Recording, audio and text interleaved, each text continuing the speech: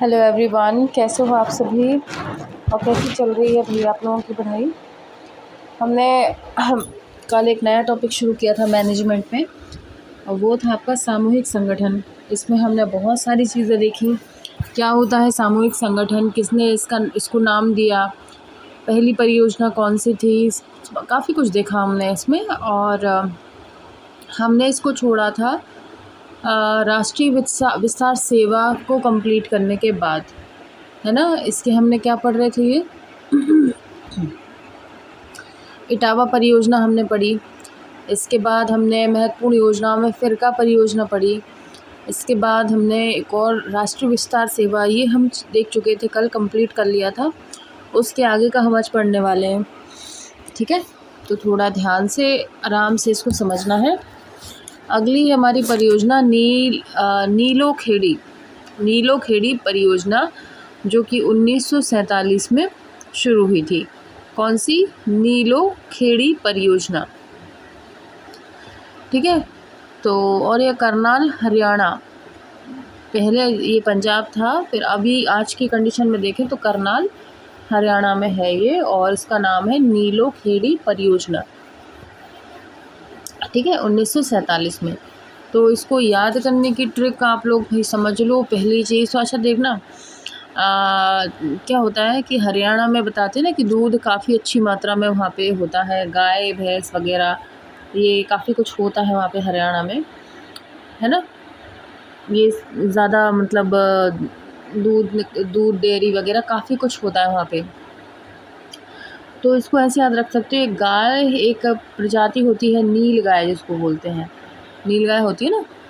तो नीलोखेड़ी को हम उससे कनेक्ट कर सकते हैं हरियाणा से, कि हरियाणा में जो है नील गाय थी, है ना। तो और जो नील गाय थी वो कहाँ खड़ी थी, जब आज़ादी की लड़ाई चल रही थी तब वो वहाँ पर खड़ी थी। ऐसे याद कर लेना इसको, क्योंकि 1947 है, 47 तो भाई कनेक्ट करना पड़ेगा किससे, हमारी स्वतंत्रता से, है ना। देश जब आज़ाद हो रहा था तो हरियाणा की नील गाय वहाँ खड़ी थी। खड़ी से मतलब है खेड़ी, और नीलों से नील गाय, ठीक है। तो आज़ादी के टाइम पर जब हमारा देश आज़ाद हो रहा था तब क्या हुआ, हरियाणा की नील गाय वहाँ खड़ी थी। ऐसे आप उसको याद कर लेना, तो नीलोखेड़ी आपको याद आ जाएगा, ठीक है। और फिर आगे पढ़ते हैं। इसमें स्थान इसका क्या है, करनाल हरियाणा, पूर्व में पंजाब, ये तो अपन ने देख लिया। इसकी शुरुआत जो हुई थी SK डे द्वारा हुई थी, शरणार्थियों के पुनर्वास के लिए। SK डे को हमने बहुत अच्छे से पहले पढ़ चुके हैं कि SK डे ने क्या क्या किया हुआ है। इन्होंने किस पे ज़्यादा जोर दिया था, उद्यान पे, पेड़ पौधों पे, जंगलों पे, ये शब्द इन्होंने यूज़ करे हैं सामुदायिक विकास के लिए। तो इसलिए हमने डे इसको ट्रिक से याद किया था कि इन चीज़ों को डे में ही छुआ जाता है, पेड़ पौधे उद्यान को रात को शाम को मना किया जाता है छूने के लिए। तो हमें डे को उन चीज़ों से याद रखना है। तो डे से आप इसको भी याद रख लो भाई, इसको भी आप याद रख सकते हो कि शुरुआत किसके द्वारा की गई थी, डे के द्वारा। भाई गाय का दूध जो है, गाय का दूध, भैंस का दूध कब निकाला जाता है, डे में, सुबह सुबह मॉर्निंग में दूध की ज़रूरत होती है। तो ऐसे भी आप इसको याद रख सकते हो कि गाय का दूध या नील गाय का दूध कब निकाला जाता है, डे में निकाला जाता है, ठीक है। और इसका उद्देश्य क्या है, शरणार्थियों के पुनर्वास के लिए, ठीक है।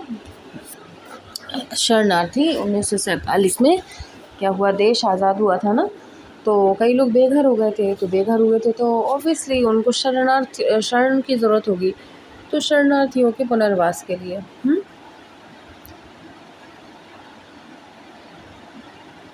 इसके बाद फिर हम अगला उद्देश्य देखेंगे कि 5000 लोगों की बस्ती बनाना इसका उद्देश्य था, और इसे 25,000 की आबादी वाले गांव से जोड़ना था। मतलब नीलोखेड़ी का क्या उद्देश्य था कि 5000 लोगों की बस्ती बनाना है पहली चीज़ तो, और जब वो बस्ती कंप्लीट हो जाए तो उसे 25,000 की आबादी वाले गांव से जोड़ना, जो बड़े गांव हैं उनसे उनको मिलाना, ठीक है। विशेषताएं क्या थी, चिकित्सा राहत, सार्वजनिक स्वास्थ्य और स्वतंत्रता केंद्र, ठीक है। हाई स्कूल शिक्षा, तकनीकी और व्यावसायिक प्रशिक्षण, बागवानी, मुर्गी पालन, मत्स्य पालन और पशुपालन के लिए प्रावधान। ठीक है, तो सारे सब कुछ आ गया। जो हमारे बेसिक नीड्स होती हैं वो सारी इसमें आ जाएंगी। ठीक है। अब चुनौतियाँ क्या हुई थी कि पुनर्वास मंत्रालय केवल नए बसने वालों पर केंद्रित था। पुनर्वास मंत्रालय केवल नए बसने वालों पर केंद्रित थी, जिससे गांव में पहले से बसे निवासियों की ज़रूरतें पूरी नहीं हो सकी।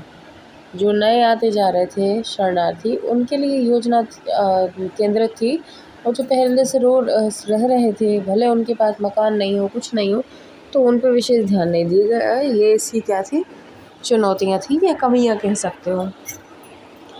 ठीक है, आगे बढ़े। इसके बाद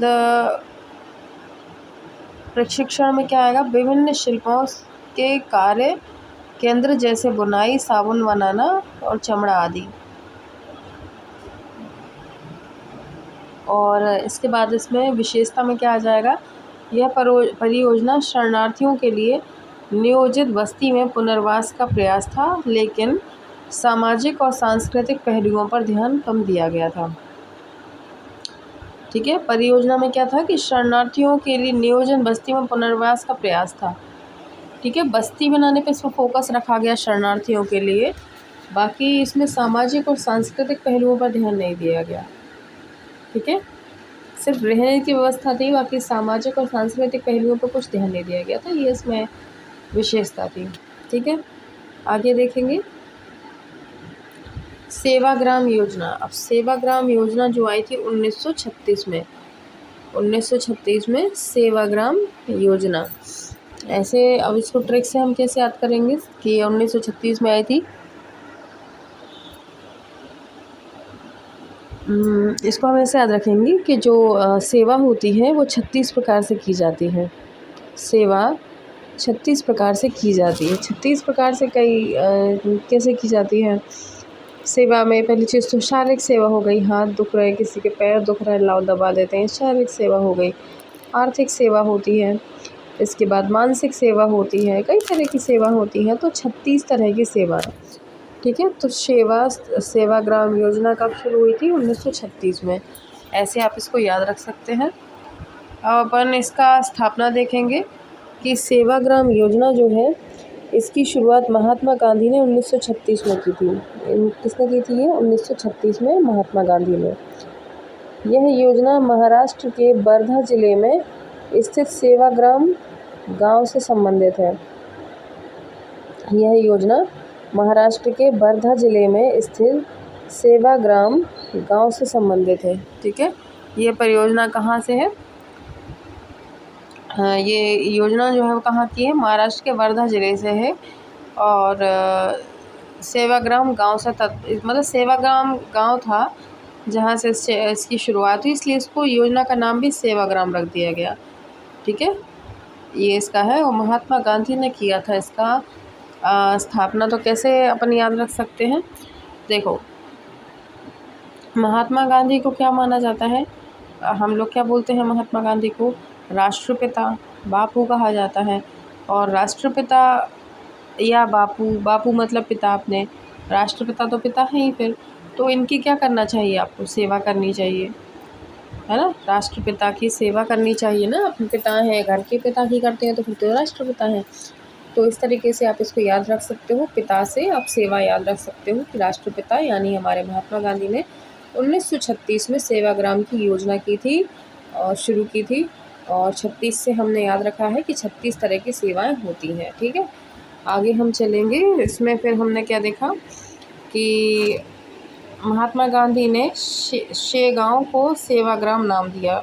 अच्छा, मतलब शेगांव नाम था इसका, सेवाग्राम नाम दिया उन्होंने, नाम था शेगांव, जिसका मतलब है सेवा प्रदान करना। ठीक है, सेवाग्राम का क्या मतलब है, सेवा प्रदान करना।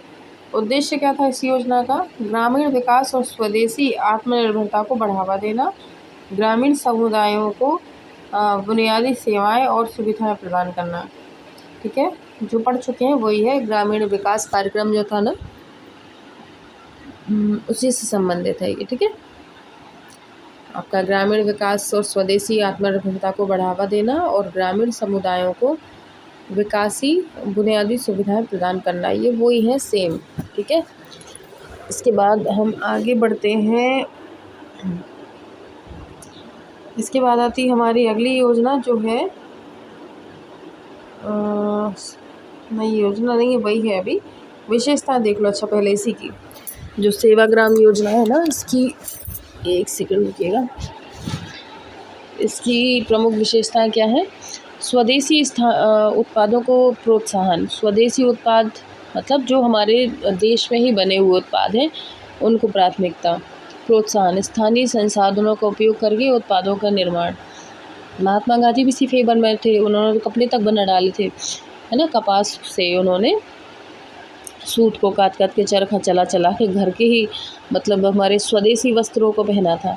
अब महात्मा गांधी ने किया है तो फिर कैसे आप उम्मीद रख सकते हो कि विदेशी चीज़ों को यूज़ करने देंगे वो। ठीक है, तो स्वदेशी उत्पादों को प्राथमिकता। आजीविका के अवसर। ग्रामीणों को स्वरोजगार और आत्मनिर्भर के लिए प्रशिक्षण देना। और सामुदायिक भागीदारी यानी ग्रामीणों को विकास कार्यों में सक्रिय रूप से शामिल करना, इसका उद्देश्य रहा है, महत्व रहा है। और महात्मा गांधी का इसमें क्या योगदान है? तो सेवाग्राम योजना गांधी जी के ग्राम स्वरोजगार और आत्मनिर्भरता के सिद्धांतों पर आधारित है। जो उन्होंने ग्राम स्वरोजगार स्कीम शुरू की थी आत्मनिर्भरता के सिद्धांतों पर आधारित है। ठीक है, इसके बाद आता है हमारा वर्तमान स्थिति एट प्रेजेंट। अभी देखें तो सेवाग्राम योजना आज भी सक्रिय है और विभिन्न ग्रामीण विकास कार्यक्रमों का संचालन कर रही है। सेवाग्राम योजना आज भी सक्रिय है और विभिन्न विकास कार्यक्रमों का संचालन कर रही है। अब इसके महत्वपूर्ण तथ्य हैं। सेवाग्राम योजना भारतीय स्वतंत्रता संग्राम के समय की महत्वपूर्ण पहल है। यह योजना ग्रामीण विकास के लिए एक मॉडल के रूप में देखी जा रही है। ठीक है, यह योजना ग्रामीण विकास के लिए एक महत्वपूर्ण मॉडल के रूप में देखी जाती है। ओके, आगे देखते हैं। हरित क्रांति बहुत आईएमपी है, मतलब आप कह सकते हो कि फेवरेट है बहुत ज़्यादा ये सब्जेक्ट। तो हरित क्रांति तो चाहे जब हर किसी एग्ज़ाम में पूछ ले। हरित क्रांति जो है वो 1965 में आई थी। तो 1965 को हरित क्रांति से हम थोड़ा सा देख लेते हैं ट्रिक के माध्यम से कि हरित क्रांति जो आई थी 1965 में। तो हम इसको याद रखेंगे कैसे? हरे हरे यानी क्या होता है? ग्रीन, और ग्रीन रेवोल्यूशन होता है ना, ग्रीन रेवोल्यूशन इसको हिंदी में बोलते हैं हरित क्रांति। तो ग्रीन कलर के पैंट शर्ट ऐसे याद रख लेना। हरित क्रांति यानी ग्रीन रेवोल्यूशन और ग्रीन कलर के पैंट शर्ट। ठीक है, जब भी हरित क्रांति की बात है आपको एक इंसान दिखना चाहिए जिसने हरे कलर के यानी ग्रीन कलर के ही पैंट और शर्ट वेयर करके रखे हैं, पहन के रखे हैं। ठीक है, तो हरित क्रांति 65 पैंट शर्ट। ठीक है, आप ऐसे आज को याद रखना। और 1965 में इसकी शुरुआत हुई थी उच्च उपज देने वाले एक किस्म के बीजों के साथ, अच्छी किस्म के जो बीज होते हैं उनके साथ इसकी शुरुआत हुई थी। और इसका उद्देश्य था भारत को खाद्यान्न में आत्मनिर्भर बनाना। ठीक है, और मुख्य विशेषताएं क्या हैं इसकी? उच्च उपज देने वाले बीजों की शुरुआत गेहूं और चावल पर विशेष ध्यान दिया था। बेहतर सिंचाई प्रणाली और उर्वरक, कीटनाशक तकनीक, ट्रैक्टर, हार्वेस्टर का उपयोग, मतलब जो खेती किसानी है उसी से संबंधित। और पहले चरण में पंजाब, तमिलनाडु, दूसरे चरण में अन्य राज्यों में विस्तार। शुरुआत कहाँ से हुई? आपकी पंजाब से हुई, जहाँ पे गेहूँ बड़े फेमस होते हैं, गेहूँ बहुत ज़्यादा मात्रा में होते हैं, है ना। तो पंजाब, तमिलनाडु, दूसरे चरण में अन्य राज्यों में इसका विस्तार हुआ। ठीक है, अब हरित क्रांति का जो उत्पादन वृद्धि है, गेहूं का उत्पादन 1960 में 11, वैसे इतना डीप पूछेगा नहीं वो जहाँ तक है ना। तो इससे लाभ देख लो आप, लाभ क्या हुए थे? किसानों को लाभ क्या हुआ? आय में वृद्धि हुई और वाणिज्यिक खेती को बढ़ावा मिला इससे। ठीक है, ज़्यादा डीप नहीं पढ़ रहे हैं, बस इतना ही कि हाँ जो आ सकता है, इतना डीप नहीं पूछेगा इसमें। अगला आता है आपका मजदूर मंजिल योजना। मजदूर मंजिल योजना जिसकी शुरुआत स्वतंत्रता के बाद पाकिस्तान से विस्थापित लोगों के पुनर्वास के लिए की गई थी। मजदूर मंजिल योजना कब की गई थी? स्वतंत्रता के बाद पाकिस्तान से विस्थापित लोगों के पुनर्वास के लिए। पाकिस्तान में जो हिंदू रहते थे, जब वो वापस यहाँ आए तो उनके पुनर्वास के लिए इसकी शुरुआत हुई। ठीक है, जो पाकिस्तान से इधर आए थे इंडिया में, उनके लिए इसकी योजना शुरू हुई, है ना। और इसका उद्देश्य क्या था? विस्थापित लोगों को पुनर्स्थापित करने के साथ साथ उनके जीवन स्तर में सुधार, रोजगार के अवसर प्रदान करना और समुदाय में आर्थिक और सामाजिक स्थिरता लाना। ठीक है, ये उसके उद्देश्य थे। स्थान कहाँ था? नीलाखेड़ी, हरियाणा। ठीक है, नीलाखेड़ी हरियाणा से इसकी शुरुआत हुई है। ओके, ऐसे याद रख लेना। मजदूर को जब मंजिल नहीं मिली तो क्या किया उन्होंने? हरी आना बोला, हरी आप आना, मतलब हमको मंजिल देने के लिए हरी आप आना, हरियाणा, ऐसे याद रख लेना। और हरी का कलर कौन सा होता है? देखा होगा, गॉड का जो कलर दिखाते हैं नॉर्मली, थोड़ा सा ब्लू कलर का नहीं दिखाते हैं, नीले से कलर का, है ना। तो हरी आना, नीले हरी आना, नीलाखेड़ी और हरियाणा। ठीक है, मजदूरों को मंजिल दिलाने के लिए आना। ठीक है, तो ये अपना हो गया मजदूर मंजिल योजना। और इसकी प्रमुख विशेषताएं क्या थी? विस्थापितों को रोजगार प्रदान कर स्वावलंबन की ओर प्रेरित करना, कृषि, कुटीर उद्योग और अन्य हस्तशिल्प क्षेत्रों में लोगों की भागीदारी, सामुदायिक जीवन को बढ़ावा देना और समूह आधारित विकास। ठीक है, अब नेक्स्ट आता है हमारा सामुदायिक विकास कार्यक्रम, CDP। ये तो हमने बहुत अच्छे से पढ़ लिया, सबको रट गया होगा। जब कब आया था? 1952 में। इसकी ट्रिक भी आपको बताई थी। इसका आरंभ हुआ था 2 अक्टूबर 1952 को, गांधी जी के जन्म दिवस पर, है ना। कल किसी ने पूछा भी था मेरे ख्याल से कि सामुदायिक विकास कार्यक्रम किसके बर्थडे पर आता है? तो 2 अक्टूबर गांधी जी का बर्थडे है ना। तो ऐसे याद रखना इसको। और इसकी ट्रिक हमने बताई थी आपको कि 2 अक्टूबर सामुदायिक विकास, समुदाय में जाते हैं और 1 बाय 1 उनको मार दिया जाता है, यानी 1 बाय 1 यानी 52। ठीक है, उद्देश्य क्या था? ग्रामीण जीवन में सामाजिक और आर्थिक परिवर्तन लाना, लोगों की भागीदारी के माध्यम से उसको सुनिश्चित करना। ठीक है, और इसके बाद इसकी शुरुआत 55 परियोजना 3 ब्लॉकों में प्रारंभ की गई थी।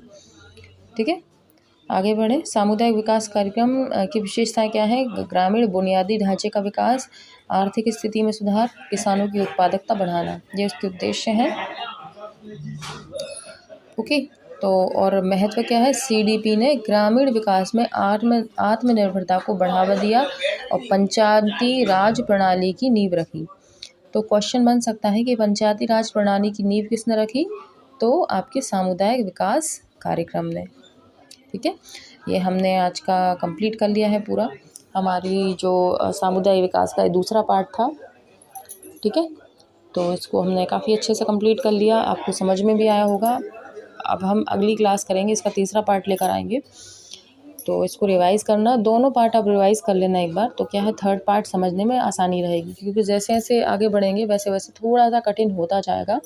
ज़्यादा चीज़ें आपको याद रखनी है, तो पुरानी ना भूलो, इसलिए इसको रिवाइज़ करते रहना। ठीक है, सामुदायिक विकास जो सामुदायिक सहयोग संगठन है, इसको हम आगे पढ़ेंगे। पढ़ाई करते रहना, बीच में स्किप मत करना। ठीक है, मिलेंगे अगले वीडियो में। और सभी लोग सुनिए, सभी लोग जो है टेलीग्राम चैनल से जुड़ जाइएगा। लिंक मैं आपको डिस्क्रिप्शन में दे दूँगी, कमेंट में भी छोड़ दूँगी। ठीक है, वहाँ से आप लोग टेलीग्राम से जुड़ जाना, तो आपको जो है अपडेट्स मिलती रहेंगी। और काफ़ी सारे वो लोग वहाँ पे डाउट्स क्लियर करते हैं, तो आपके कई सारे डाउट्स वहाँ से भी क्लियर होंगे। ठीक है, तो टेलीग्राम से जुड़ना ना भूलें। मिलते हैं अगली वीडियो में, तब तक के लिए बाय।